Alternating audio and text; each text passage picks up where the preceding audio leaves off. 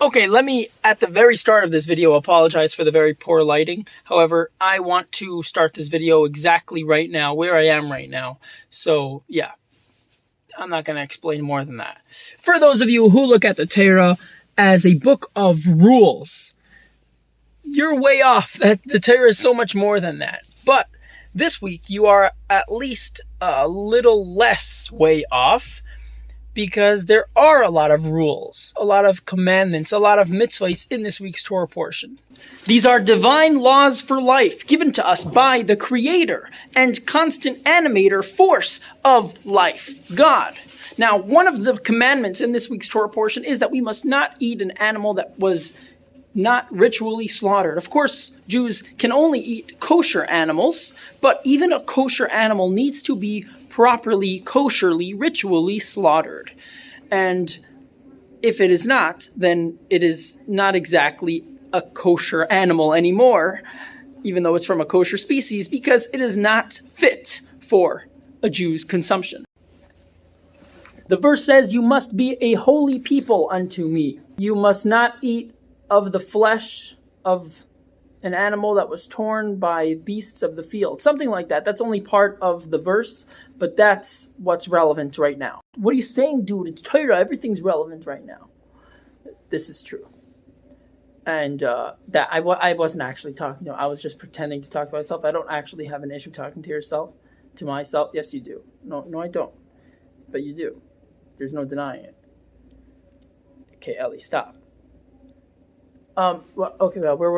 Okay, so flesh that was torn by beasts of the field, of course, is not meat that was from an animal that was ritually slaughtered, because it was just killed by another animal. And even if it wasn't killed by another animal, but let's say a sheep survived being attacked by a wolf, but if the wolf hurt it and fatally wounded it so that it would die within a year, then that sheep also, that meat is not kosher meat any longer, and is forbidden for our consumption. I know that most of you watching this video already keep kosher. For those of you who don't, this is my being very passive-aggressive and saying everybody who watches these videos keeps kosher. Of course, there's also so much more that we can learn from this mitzvah. And here's something. The field that the verse speaks of is like the world at large, in a world where godliness is not yet fully revealed, right? Because we still do not see Mashiach, at least I don't see Mashiach as of the making of this video. So the world, the way it looks right now, although there is a lot of beauty, God is also hidden, and there is a lot of pain and suffering, and spiritual dangers lurking in the shadows. I'm not going to make this sound more dramatic than it needs to be. Okay, we all know the world is a scary place. And spiritually speaking, it's a very difficult place to live. I'd rather be in heaven is how the soul kind of feels. I would so much rather be in heaven. Essentially, we really want to be within a body, but in an ideal setting, with godliness revealed in the world, the Jewish people in their homeland, the Holy Land. And it pains us that this is not the situation right now. First of all, we gotta protect ourselves.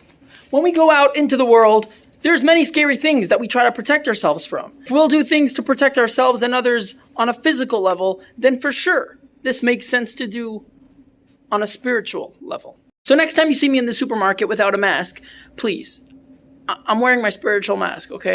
So let's not get torn by those beasts of the field. Let's be safe.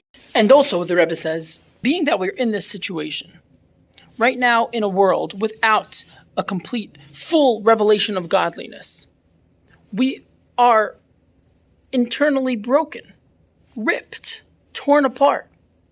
Even though, yes, we must protect ourselves from spiritual danger, but we feel torn already because, well, simply because we aren't whole without living together in the world with God, with it being revealed that God is in everything, everywhere, at all times and in every moment.